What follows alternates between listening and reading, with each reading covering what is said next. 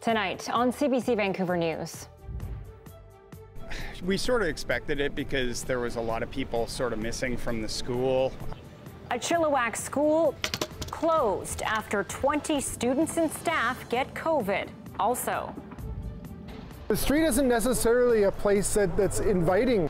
Why there's worry New Westminster's historic downtown strip is falling apart and the push to revitalize it. We think it's really awesome. I think it's pretty cool.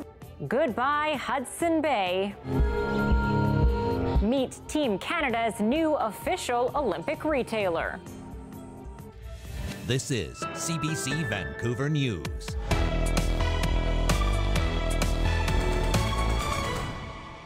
Good evening and thanks for joining us. We begin tonight in Chilliwack, where an elementary school is closed because of a COVID outbreak among students and staff. As Benit Brach reports, teachers associations say more needs to be done to protect everyone. There's no school right now for 6-year-old Riker McGregor. We knew that there might be a chance this year, but to hear it was shut down was a little bit shocking. So Riker is spending the next few weeks doing this, while also learning online. When something like this happens, I think they made the right call. Fraser Health says most of the cases at Promontory Heights Elementary happened within the last 5 days. At least 20 kids and staff have tested positive. They were spread out through multiple classrooms, multiple grades, and there was no household exposures or, exposures outside of the school to account for a number of these cases.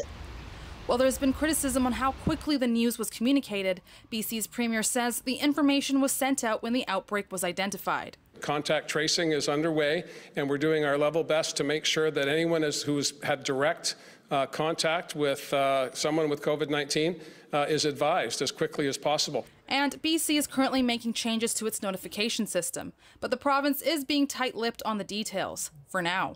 The Chilliwack Teachers Association says to avoid another shutdown, more needs to be done. It's stressful for teachers, it's stressful for families, and it's stressful for kids. She is now calling for more mandates. I think a K-3 mask mandate is one way to start.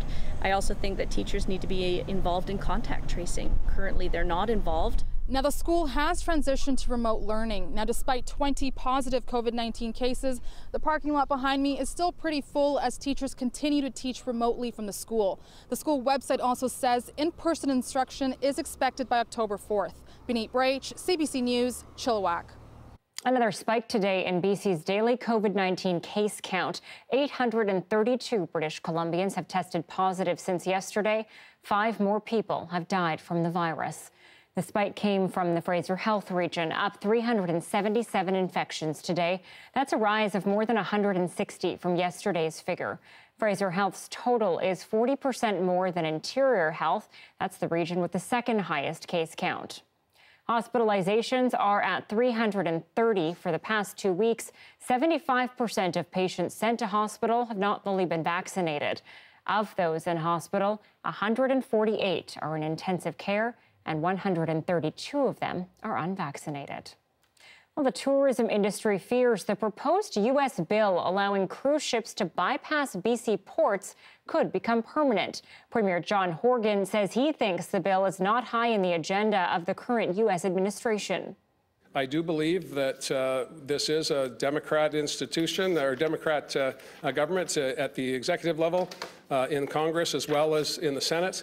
And Senator Murkowski, a Republican, has a bill that I would suggest is not necessarily on the agenda of the current administration, but it's one that we take very, very seriously. Horgan says the Canadian ambassador is working around the clock to make sure BC is not cut out of the cruise industry. He says he and his team will also sit down with the industry to come up with solutions to resist the law. The bill was proposed by Alaskan Senator Lisa Murkowski, which allows vessels carrying more than 1,000 passengers to skip BC. Well, New Westminster politicians and business owners say the city's downtown strip needs help. From the pandemic to construction to vacant buildings, leaders fear the historic neighborhood is falling apart. As John Hernandez reports, the city is weighing its options on how to revive it. The customers are few and far between inside this health shop on the New West Strip. And if you look outside, you can see why. I feel like the construction that it's happening right now, it affects us more than the pandemic. This once bustling hub of BC's oldest city has been hit by a perfect storm. The street isn't necessarily a place that's inviting all the time for people who are living in the neighborhood. Kilometer-long construction for a new sewer line has disrupted traffic and parking, a gut punch to businesses already struggling through the pandemic. Many have already shuttered. 4 more businesses were destroyed by a fire earlier this year.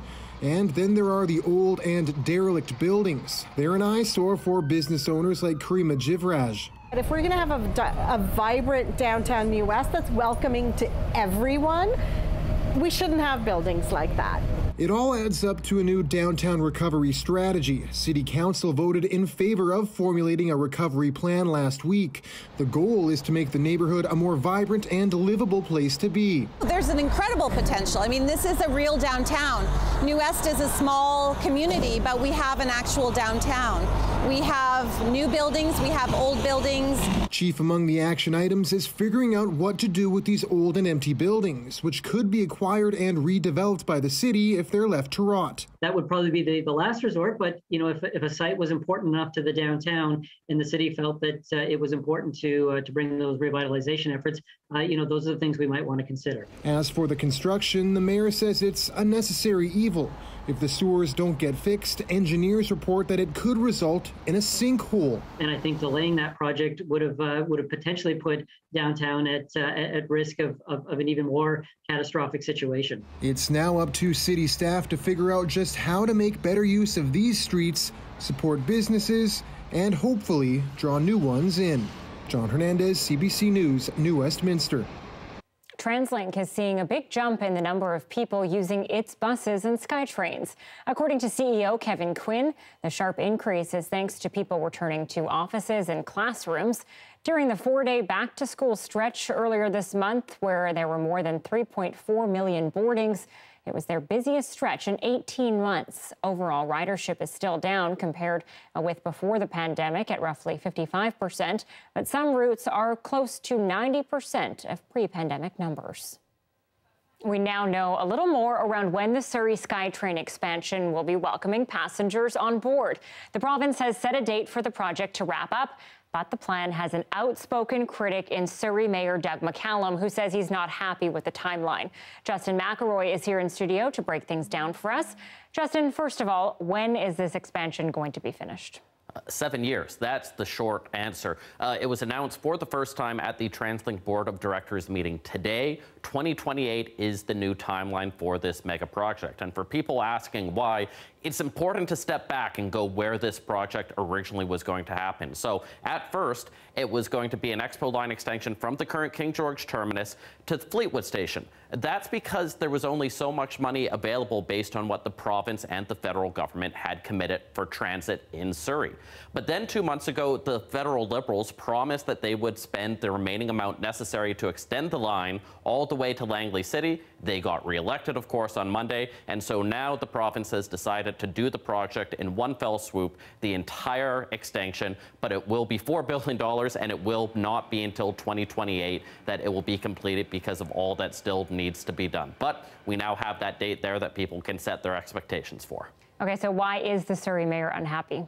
He thinks it should be done sooner, is the short answer. Originally, it was 2025 that the Fleetwood portion of it was promised by Translink. And the fact that it's now 2028 for the entire thing has raised his ire. He issued a statement the other day saying that it was a delay in his mind, calling it disconcerting. He argued that the time for talk and promises must come to an end, and he called on all levels of government to do what's necessary to get shovels into the ground.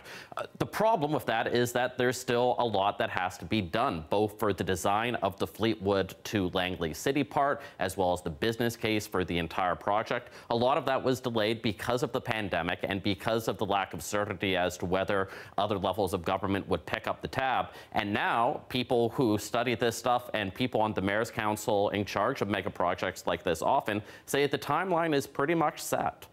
I think the original time estimate was done before the project was contemplated doing all in one phase. It was also a time estimate that was put in place before we had received all of the funding commitments from the provincial and federal government. And throw in a global pandemic, I think the 2028 timeline is obviously the realistic timeline for this project to be moving forward.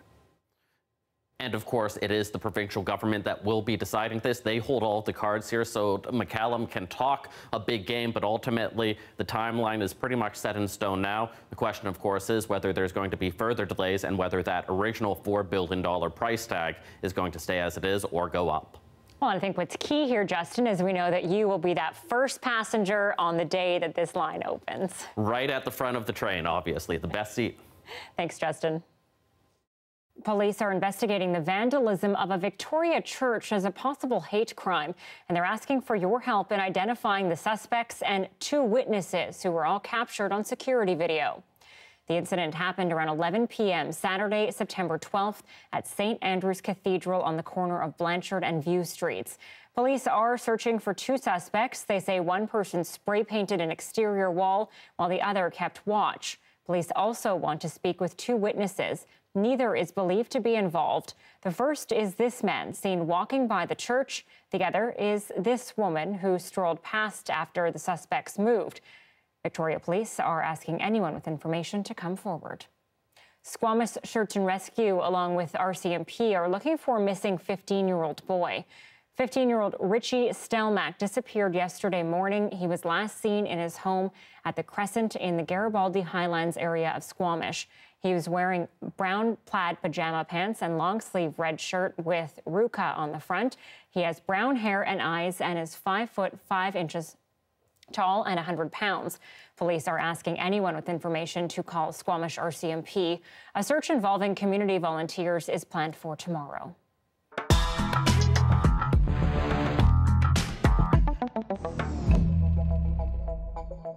Well, the dust has settled on the federal election that did little to change the parliamentary makeup in Ottawa. While the new federal government looks very familiar, there is renewed optimism about housing affordability.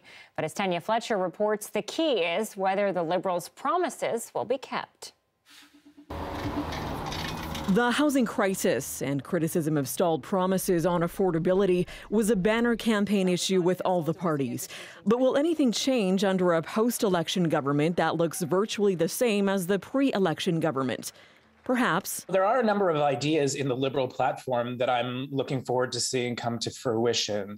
Policy experts point to the platform promises of discouraging rent-evictions and dem-evictions, along with a proposed rent-to-own program, plus the 2-year moratorium on foreign ownership and a yet-to-be-detailed plan to discourage home buying solely as an investment.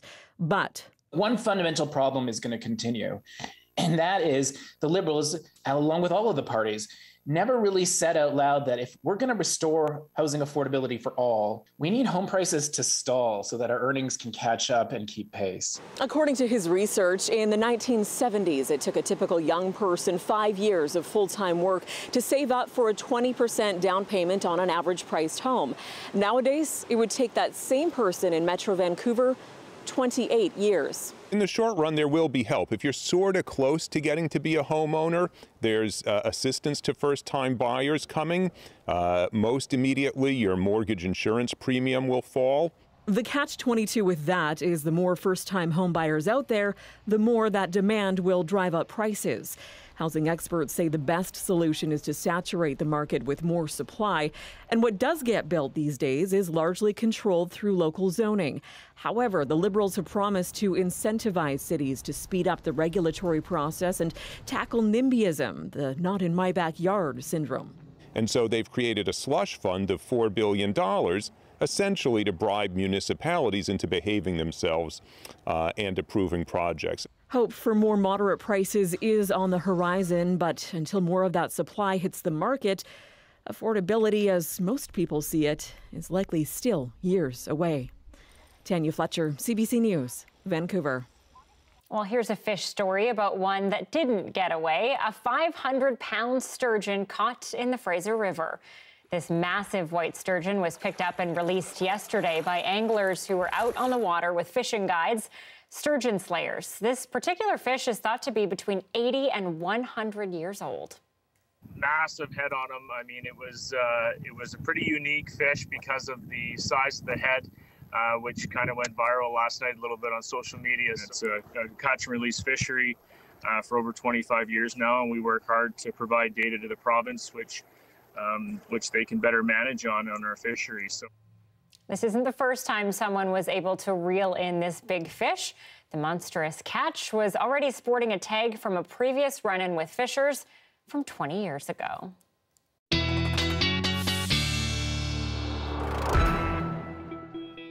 Beautiful day today and yesterday to catch and release that sturgeon. Have you ever gone sturgeon fishing, Joe? I have not, but I'm kind of intrigued. How about you? I went a few years ago for a story, and it was pretty incredible to experience. I didn't catch anything that big. I think the biggest one I got was about that size. So that's not bad. I think that is still brag-worthy. I think you can still spin a tall tale around that one. Thanks. And if you were thinking of heading out over the next couple of days, you've still got a shot at beautiful weather and catch and release large fish. I've got a great forecast continuing for the next couple of days under this same high pressure bridge. Beautiful blue skies, just that high wispy cirrus. Taking you through today's temperatures, we were above seasonal by a couple of degrees. 17 for Vancouver, 21 out towards Pitt Meadows, Abbotsford at a 20, high teens to 20s across the island. And a quick check at where we hit this afternoon in the interior, 25 down towards Soyuz, 23 and through Penticton, all a degree or two above seasonal. We're actually going to warm up a little in the forecast. It's a tale of two kinds of weather across the province, though there are actually rainfall warnings in place for central and northern coastal sections. 120 millimeters possible for Prince Rupert by tomorrow afternoon. Nothing but sun south of that band. Anita, will see some high cloud tomorrow. I'll get you through to the change in weather that is coming for Sunday, coming up in a bit. I don't know if we want to hear it, but okay. Thanks, Joe. I'll be back. You're welcome. Well, it's a new era for Canadian Olympic fashion. Vancouver's very own Lululemon is replacing Hudson's Bay as the official outfitter for Team Canada. As Renee Filipponi explains, it's a sign of changing times in the country's retail space. The Canadian company, famous for its yoga pants, is stretching its reach. For at least the next 4 Olympic Games, Team Canada will be wearing Lululemon. So I think it's an opportunity for us to work with athletes, work through this incredible partnership, and have guests wear Lululemon celebrating our incredible country. The financial terms have not been disclosed, but the deal has been in the works for 2 years. A number of Olympic items are already on sale, with more to come. And I challenged the team with one big objective, and that was to make the Canadian Olympic athletes and Paralympic athletes the envy of the village. While many companies struggled during the pandemic, Lululemon's profits soared. More people were working from home and looking for comfortable yet work-appropriate attire. Canada! Lululemon is taking over from Hudson's Bay, which had the contract since 2006. Its recent Tokyo designs got global attention. It's billed as a twist on the iconic Canadian tuxedo. Okay, that jacket is straight garbage. In a statement, Hudson's Bay says it's proud of the kits worn by athletes on the world stage and wish them continued success. The Bay is going through immense upheaval right now, literally around its own survival.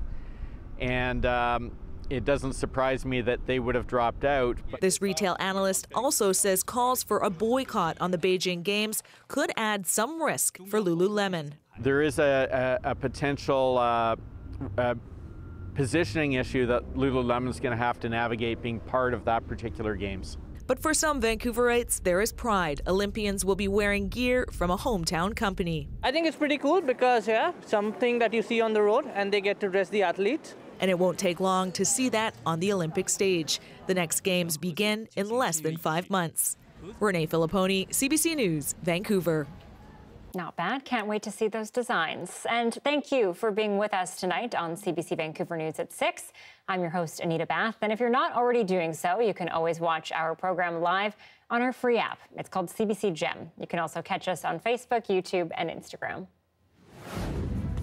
A dire situation in Alberta under COVID's 4th wave. A look at how the healthcare system is faring after the break.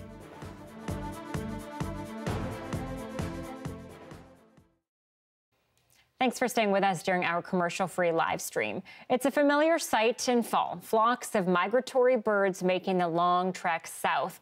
But the numbers of birds and the route they take has changed. Fiona Odlum breaks down what's behind the changes and what we can learn from them. Just a little bit of that. For the past 9 years, Jordan Rustad has been in charge of banding birds at the Last Mountain Bird Observatory in Saskatchewan. She nets the birds, checks their fat levels, measures their wings, and bands them with a tracking number. Researchers here have been collecting data since 1989, and in that time, it's shown a dramatic change in migration patterns. 1995 comparing 2015. And the window that yellow warblers migrated, it was a difference of 15 days. And that's basically just because birds time their migration when food sources will be available. This year, the new factor was the arrival of the heat dome. The excessive heat, combined with a lack of rain in June and July, forced birds to stick around even longer, stalling their migration. Because of how dry it was all August and because of the inconsistent weather, we had like really big days. Like normally August we get like 50 birds a day or so, and we were getting over 100 very consistently. Rustad documents the birds she catches, and so do other researchers across Canada and North America. Together, their data shows these migratory changes aren't just a blip, but rather a larger trend over time. North America has lost about a quarter of all of its birds within a 50-year period. So that amounts to about 3 billion fewer birds, which is extremely alarming. All the evidence we have is that that's still continuing. The bird populations are not recovering.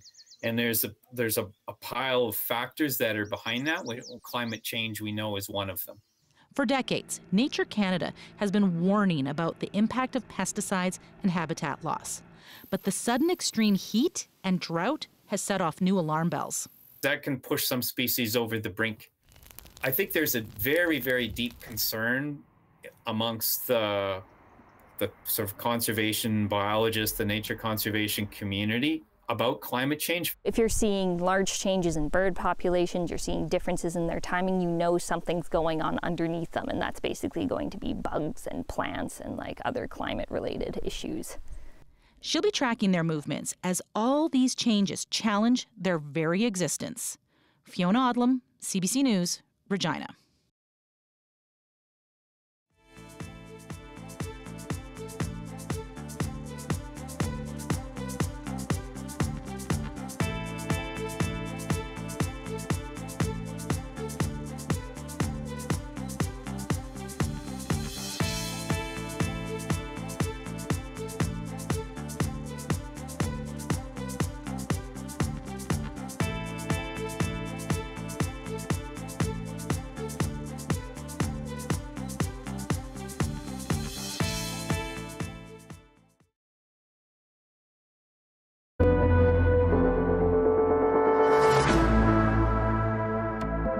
Alberta's healthcare system is teetering on a frightening edge. Its ICU capacity so squeezed, doctors may soon be forced to decide which patients get critical care. As Paige Parsons reports, that has some calling for drastic action. The city of Calgary didn't think the province's opt-in proof of vaccine plan went far enough. So today it brought into effect its own bylaw. More businesses must now require immunization as cases and hospitalizations in Alberta surge. This was preventable. This didn't have to be this way, but we are here. And right now our job is to look after one another and to get through this tough time the way we always do, and that is together. Some doctors say last week's provincial measures weren't just too late, they were too little. The reality is that unless Alberta implements some form of lockdown type public health restrictions, we're not going to get this in control.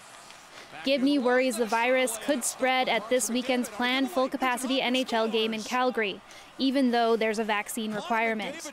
The province's hospitals are already on the brink. ICUs are at 89% capacity.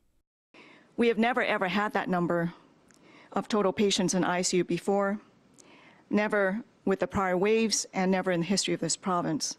Critical care triage protocols could be enacted if ICU capacity hits 90%, meaning some restrictions on which patients might get into the ICU. Today, Ottawa offered some help. Canadian Forces will send ICU nurses and other staff to help with airlifting patients. Help that many here think shouldn't have been necessary. I think we're too late. I think we've waited too long. I think our Premier has been negligent in his job, and I think he should resign if he's any half of a man.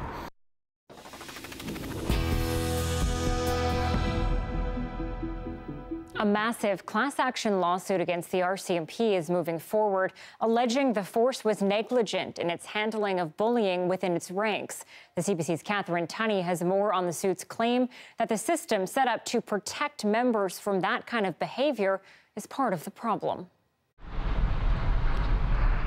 At its core, the class action lawsuit alleges that the RCMP let down its members by allowing bullying, harassment, and intimidation to carry on. And it says the internal dispute mechanisms set up to deal with those kinds of complaints are also part of the problem because, as the class council argues, those complaints go up the chain of command, which is ripe for abuses of power. Very often, those individuals that they're dealing with may themselves be the bullier or harasser, or the friend of the bullier or harasser. I mean, what we have is a paramilitary structure, and I think that certainly the public, I'm sure, can understand that in that kind of a context, it's impossible for members to have any kind of outcome or to effectively redress what they've experienced. The class action was certified last year, but the Crown appealed it. It argued that the complaints covered by the class action are workplace disputes and that there are already mechanisms within the RCMP, HR, and legal to deal with those kinds of complaints. Now, this week, the Federal Court of Appeal rejected those arguments, allowing the case to go further. Now, the Crown could appeal this all the way up to the Supreme Court. The RCMP says that it just received the decision and is still trying to figure out what the next steps will be.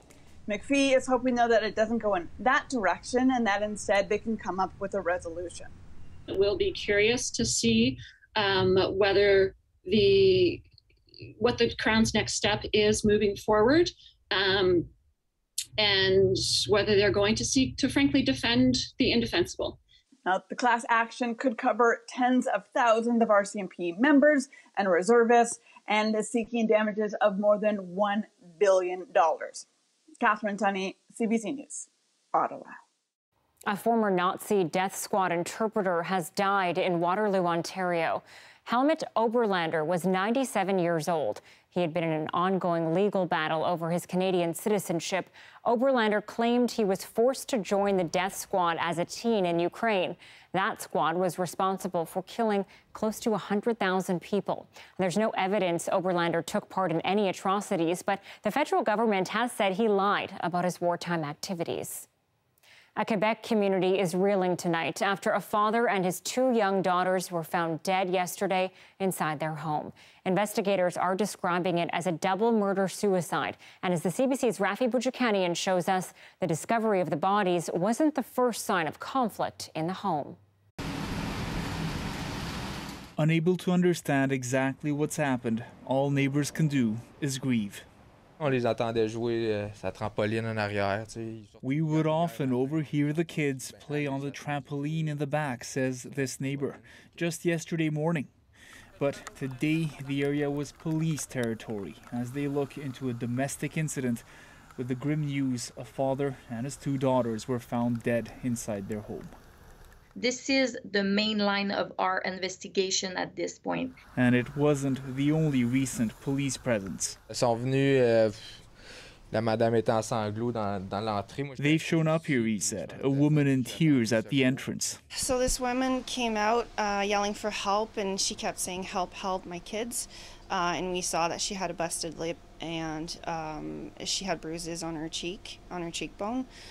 So we clearly saw that there was domestic violence happening. And he seemed to be like, oh, she's always exaggerating. Late this afternoon, police confirmed they were approaching the case as a double murder-suicide, saying a 51-year-old father killed his 3- and 5-year-old daughters. They said there were no signs of violence. Rafi Bujikani, CBC News, Gatineau. A warning for people who are pregnant, why new research suggests you should avoid the drug commonly known as Tylenol if you're expecting. That's next.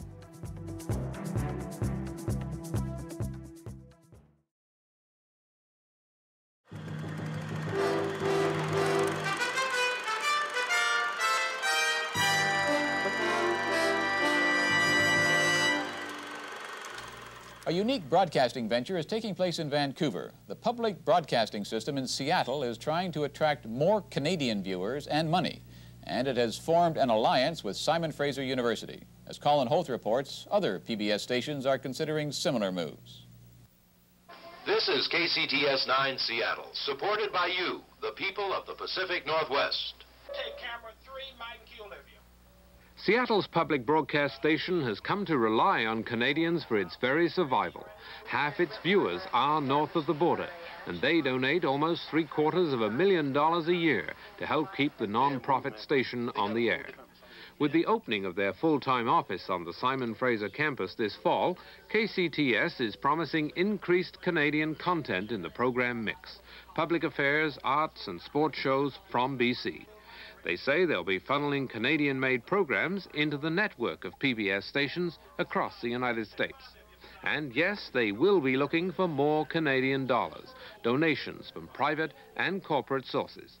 But executives of the station deny that their move into the Canadian arena is designed to squeeze out the development of any Canadian-based public broadcasting for BC.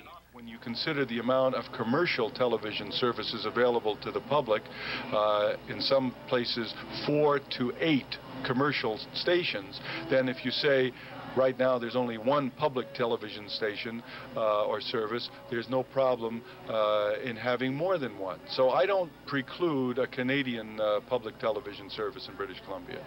There are 13 American PBS stations that beam their programming north into Canada. They plan a get-together in Toronto next month to take a look at what the Seattle station is doing.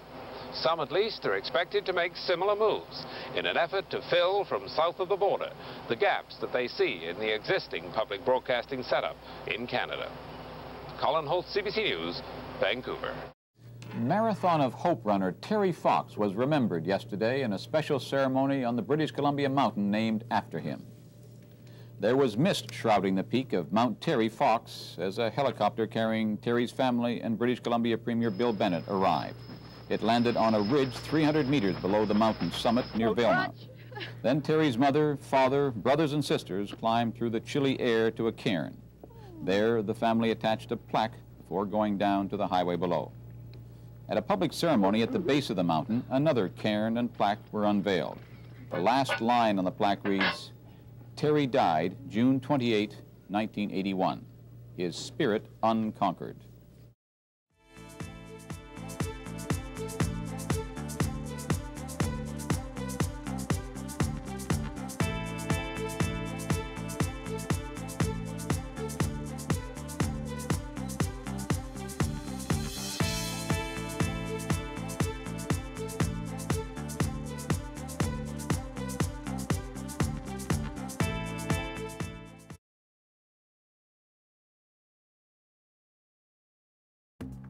Here are some of the stories we're following tonight on CBC Vancouver News. There's an incredible potential. I mean, this is a real downtown. New West is a small community, but we have an actual downtown. We have new buildings, we have old buildings. New Westminster politicians and business owners say the city's downtown strip needs some help. From pandemic and construction to vacant buildings, leaders fear the historic neighborhood is falling apart, and now the city is weighing its options on how to revive it. It's good because if you're representing your country, then wearing something that belongs to and comes from your own nation, that's definitely. Vancouver-based Lululemon will soon be the exclusive Olympics outfitter for Team Canada. The deal means all athletes, coaches, and support staff will be fully kitted out with Lululemon gear during both the opening and closing ceremonies, at media appearances, and in the athletes' village. Hudson's Bay has had the contract since 2006. Got to know that something might happen. Last year we had a couple of close calls. An elementary school in Chilliwack is shifting to online classes effective immediately because of a COVID outbreak among staff and students. 20 people have tested positive at Promontory Heights. In-person learning is expected to resume on Monday, October 4th.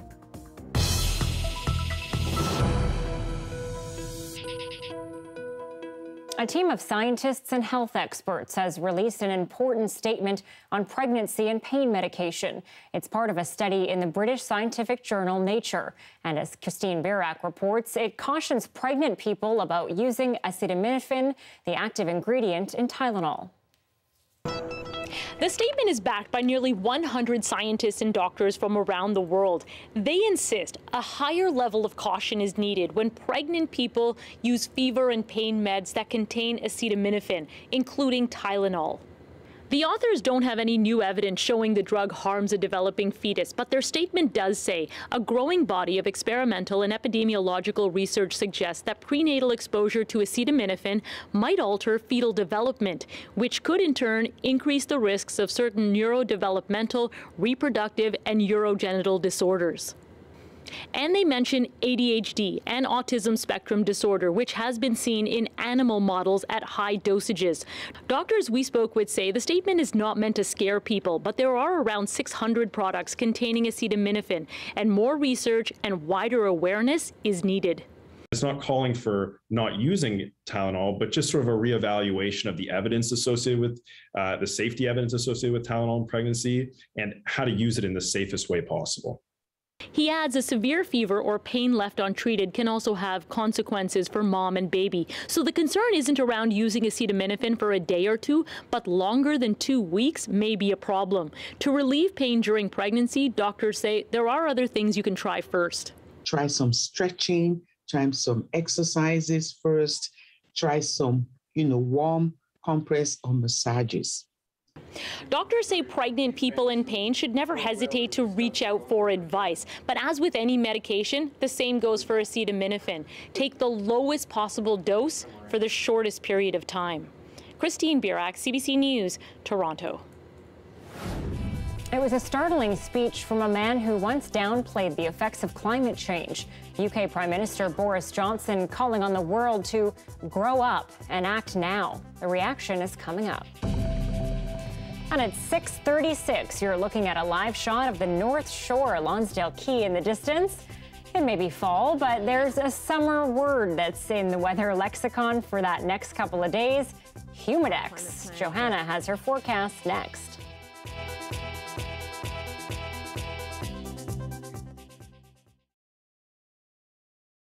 Any walk through the forest for me is like a walk through the grocery store.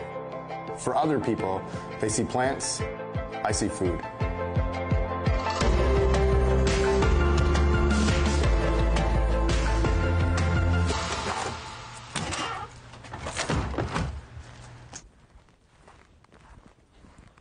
We're headed out to look for wild ginger. We're headed to a hardwood bush today.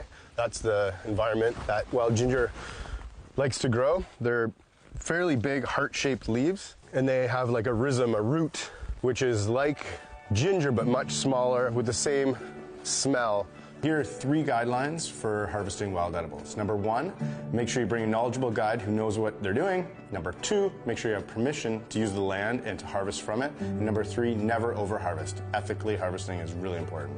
When we're picking any wild edibles, people from my culture, the Anishinaabe people, lay tobacco down to say thank you to the creator. And it's basically just saying thank you as an offering for providing for us. So this is a nice healthy crop all around us here of wild ginger.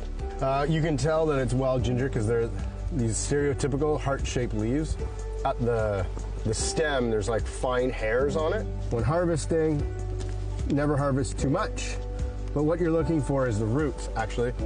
and you can tell by the smell immediately that it's wild ginger. They have these roots that go along and connect all the plants, and you can just use your fingers to pry them up, and you can see all these roots are interconnected, but we're choosing to harvest from the center of the group, and it's that ginger smell that you get from the wild ginger.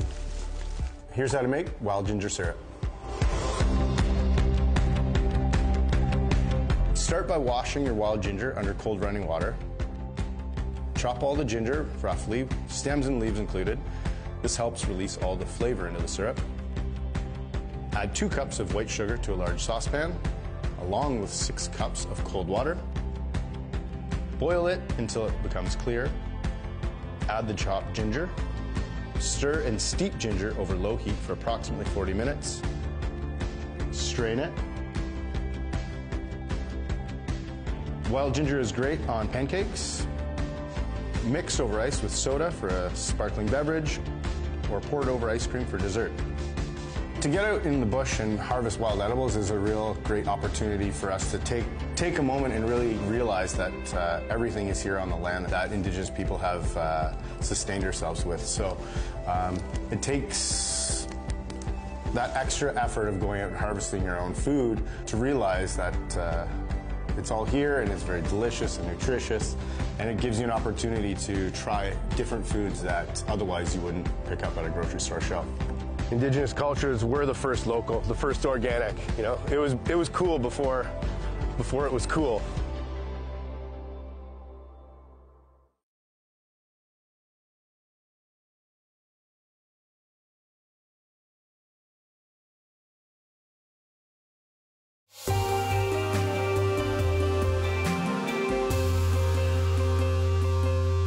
As the UN General Assembly meets in New York, there's growing sense of urgency that more needs to be done about climate change, and fast. As Chris Rees explains, for some countries, it's an issue that threatens their very existence. In April, for the third time in 10 years, the island nation of Palau was hit hard by a typhoon. Surrey brought devastation to the island nation that historically has not been in the typhoon belt. We had those typhoons, and there was one of our islands that every home was destroyed. We must act now. The nations most vulnerable to climate change impacts are often not heard. But at this year's UN General Assembly, the international community was listening to Palau's president, Surrey Whips. We're small. We can't alone. There's no way we can turn the tide or change what's happening. But we suffer from what these large countries do. Whip says he's at least hopeful that climate change is a priority for all the world leaders. One sign of that, Ireland has proposed that climate change be a permanent fixture on the Security Council's agenda. We must move past theoretical debates and respond to the reality that climate change is exacerbating conflict globally. This council can and must do more. Youth climate activists like filmmaker Slater Jewel Kemker are listening. She's in New York to premiere her movie, Youth Unstoppable. There shall arise a new tribe of all colors. Documenting the rise of the global youth climate movement. There are the people who are representing us, and they are very different from the majority of the people who are going to be impacted by the climate crisis. We need to see actual movement in the right direction. We need to actually see fair, ambitious, legally binding laws and treaties and goals that are put into implementation now. You could lose your entire country. That's a possibility. That's a possibility now. If we lose our country, we lose our islands, then we no longer exist. For years, Palau's president has been saying that. This year, he says he finally feels like the world is listening. The question now, will the promises be funded? So the momentum has begun. Let's make sure it keeps going through. The answer to his question will come in November, when leaders meet again for COP26, the UN's next big climate summit. Chris Reyes, CBC News, New York. Meteorologist Johanna Wagstaffe joins us now with the forecast. But Joe, you really do see the connection between climate and weather every day, and you probably observe it more than the rest of us. Yeah, Anita, weather is how many of us experience climate change. So I'll be working on some pieces leading up to the Glasgow Climate Change Conference in November. But it is amazing how you can find those climate change nuggets even in a daily forecast. Let me show you the current temperatures out there right now. YVR sitting at 6 14 degrees. Our seasonal afternoon high, when you're talking about the 1980 to 2010 average, is 17. And we did hit that this afternoon. When you go back to 1950, it's about 2 degrees cooler. So we see it even on a daily basis as our baselines shift. Taking you through the shifting temperatures in the week ahead, we are definitely heating up thanks to that high pressure system. Check out temperatures in the southern interior, getting close to the 30-degree mark as we head into the weekend. Saturday will be the peak of the heat. But look at the temperature contrast between places like Williams Lake, those cooler green colors. It's actually below seasonal and then will be above seasonal under that ridge. Sunday, things level out a bit. We get an impending storm. We'll talk more about that rain in a moment, but it also drops temperatures right across the province. 14 for Vancouver on Sunday, and that's the number that I'm coming in at as well. A little bit of a recovery as we head into Monday and Tuesday, but it'll be cool and breezy beginning Sunday onward. So here's a look at how those systems play out. Heavy rain continuing overnight for Prince Rupert, Haida Gwaii. That's where the rainfall warnings are in place. We stay dry in the south. We'll see increasing high cloud tomorrow, and there's that cold front tracking down to us. Saturday still looking lovely. It's Saturday night into Sunday. We'll see those increasing clouds and the next storm system. Showers for Prince Rupert Prince George, I should say, continuing tomorrow. Full on rain for Prince Rupert. Cranbrook 21 for you. Overnight lows, I should mention, in the southern interior, getting cool. Just a 3 for Prince George. 6 tomorrow morning in through Kelowna before things heat up. We're still around 12s for our evening temperatures, but it's feeling a little chilly. We'll see temperatures drop through the overnight as well on Sunday when we get that big rainmaker. What a difference between Saturday and Sunday. So start planning your weekend accordingly. Can you imagine if you had Netflix on Saturday and beach day on Sunday? Oh, you got to switch it around. You got to switch exactly, it around. switch it around. Thanks, Joe. You're welcome.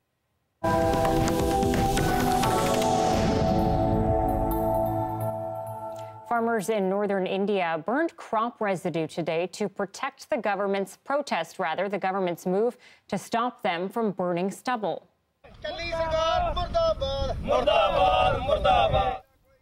Every fall, farmers in the states of Punjab and Haryana burn off crop stubble to prepare their fields for sowing seeds. After harvesting rice, farmers have a short window to plant winter crops such as wheat. Otherwise, it means lower yields. But the smoke, combined with urban pollution from industrial emissions and vehicle exhaust, is causing a severe drop in air quality. Asylum seekers in Greece are still facing big challenges 1 year after a deadly fire at an overcrowded migrant camp. The country is opening camps that critics have labeled prisons. The CBC's Margaret Evans found out what they can be like from refugees who have been inside similar facilities. Life on the perimeter, 1 foot inside Europe, but only just. The past you're trying to leave behind, still in plain sight. It makes for brave faces, even among the young. Fearful of a return to 2016, when hundreds of thousands of mainly Syrian refugees arrived on rickety boats, rights groups say Greece is sending a message: don't come. The main idea is to segregate and isolate them from the local community, from integration processes, and also the concept of deterrence. Greece plans to move asylum seekers to closed, controlled camps like this one, just opened on Samos. Prisons, say critics. They'll be guarded and away from population centers on 5 islands, including Lesbos.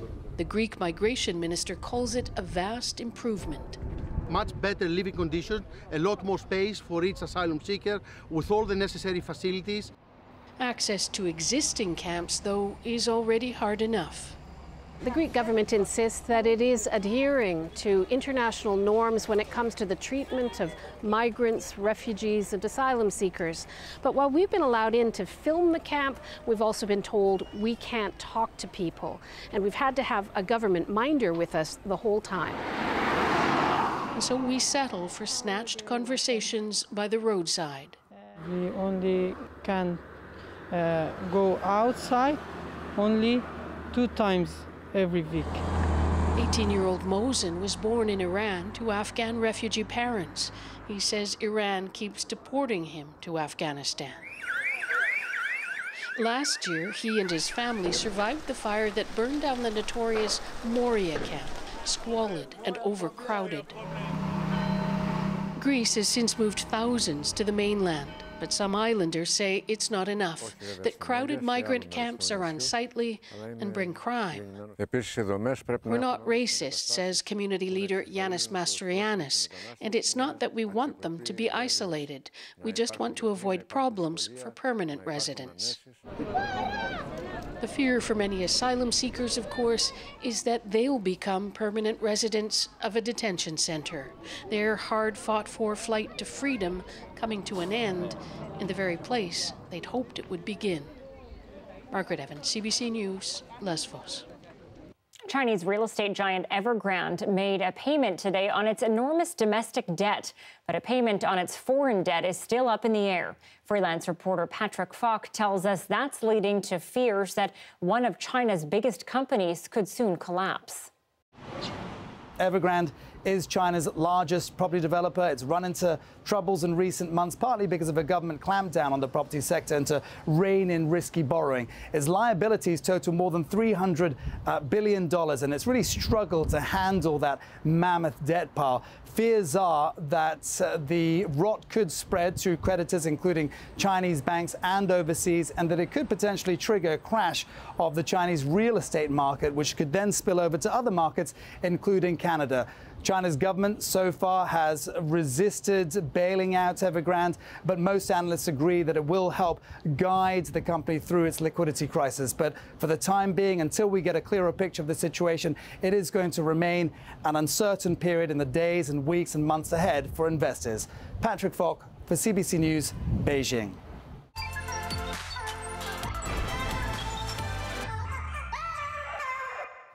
Well, all summer long, we showed you recipes as part of our Feast and Forage series with spearfisher and diver Andrew Chinn. For the last part, he's cooking up something a bit sweeter. It's a cheesecake mochi dessert. Here's a look at how he makes it.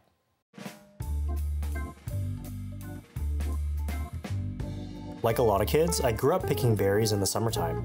It's a quick and easy way to get fresh fruit, and best of all, it's free. I'm Andrew, and today we're foraging for salal berries. Once you know what they look like, they're easy to identify.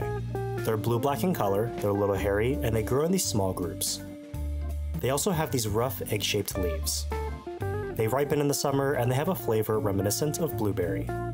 They're high in vitamin C and antioxidants, and they're also going to be the perfect filling in today's dessert.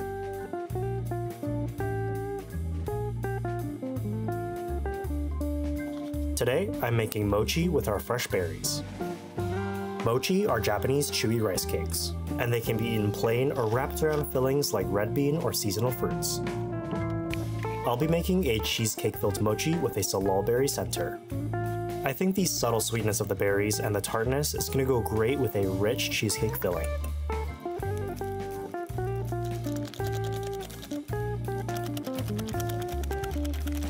I'm whisking our cheesecake to get it nice and airy, and adding powdered sugar and condensed milk for sweetness.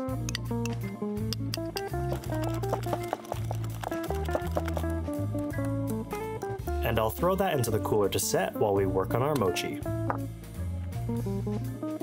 Mochi is traditionally made by pounding glutinous rice until you're left with a chewy rice cake, but using sweet rice flour, sugar, and water makes this a lot easier.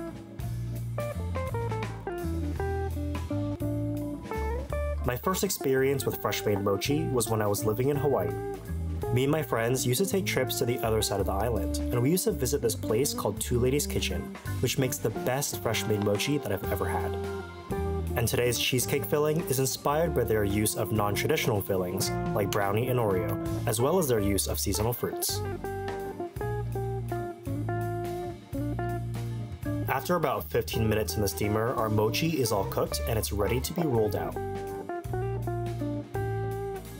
A generous dusting of cornstarch is key to prevent sticking.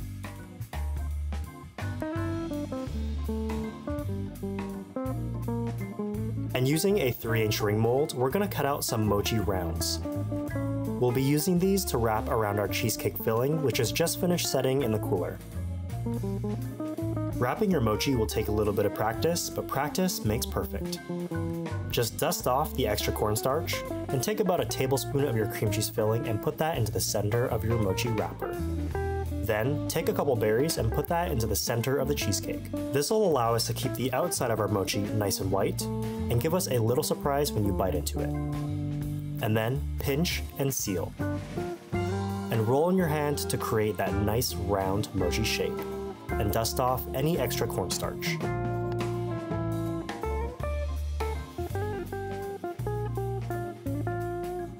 Dessert mochis have really grown in popularity here in recent years, and it's pretty easy to find them with fillings like ice cream.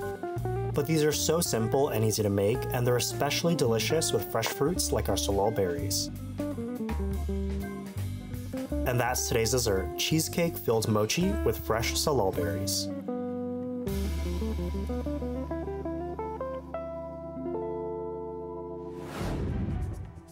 A surprise reunion that reduced a family to tears. How long it's been since these Abbotsford parents saw their son and grandson when we come back.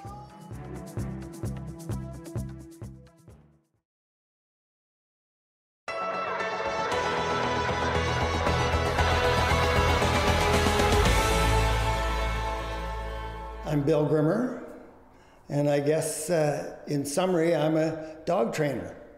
We need the highest confidence in the animal that we can get. So if we have a dog that lacks confidence, a trainer's task right then is to spend enough time to increase the confidence and to understand that they have to expose the dog to all kinds of things that might create fear, so the dog will then become accustomed to it and the fear is gone. And from then on, we have a confident dog that can detect just what we want to train for. Cortisol is a natural hormone that is produced by the human, and it is produced in excessive amounts when stress takes over. And then when you put it on a carrier, which can be a cotton ball, or in this case, it is a piece of wood stick. So that's cortisol in this event here. And now we take that out and we put that in the training canisters. Number 7. So if we can train the dog to smell cortisol, and when it increases, it now knows that it will get petted or a treat. So it comes over to the person, which then the person pets it because it comes over and pets it, and the cortisol drops. Find it. So if we associate the dog to put its nose to a certain place and it gets the food, that's step 1. Step 2 is to put the food with the smell of the cortisol. So when the dog goes, he's looking for the food, but he is still smelling the cortisol. And he associates that mixed smell of food and cortisol with getting the food.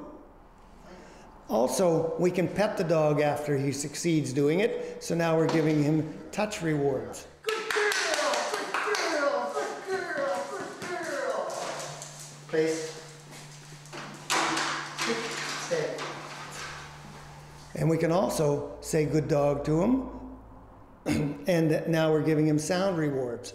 So using all 3 of those, the dog, number 1 is hungry, wants to be petted, and likes to hear those sounds. So it goes to the smell of the food and the cortisol. Over, sit, pretty, pray. Public schools, I would think that the guidance staff, if they had such a dog, when they could talk to people, when they brought them in to talk to them because they were having either a traumatic event at school or just an anxiety problem, a problem at home, and now he wants to talk. The guidance people are going to try to develop the child or to direct the child in a way that they want them directed, and a dog would calm them down of the excitement.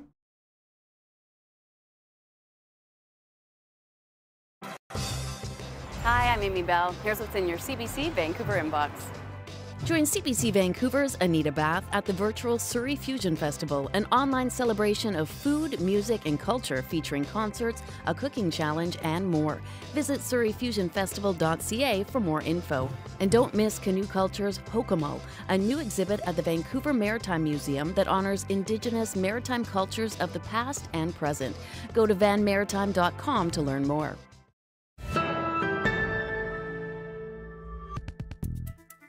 Some Abbotsford grandparents received a delightful pandemic gift last night. Their son and grandson dropped in from Denmark. It's Grandpa's birthday today, so we're going to wait for 1 minute, and then we're going to go in and surprise them. They have no idea we're here. Shane Woodford and his son Henrik haven't seen his parents since October of 2019, so the pair flew to BC and walked through the door.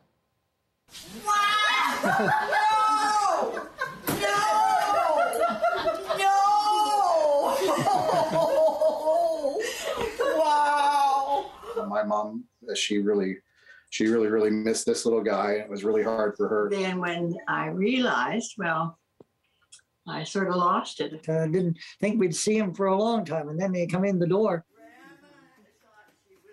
Woodford says he and Henrik tested negative for COVID before the flight, and fully vaccinated travelers and their kids under 12 no longer have to quarantine. Henrik does look a little jet-lagged, but a wonderful reunion. And to send you off for the night, take a look at this raccoon our team spotted yesterday in Stanley Park. What acrobatic lengths this little guy will go to, scrounging for some discarded treasures in the trash. Can't decide if he's looking for food or maybe empties. Perhaps he had better luck in the organic bin. The raccoons are out. I saw a few more videos today of them in Stanley Park, so if you're on a raccoon watch, that's the place to go. Thanks for watching CBC Vancouver News. Dan's here at 11 and tomorrow night at 6. Good night.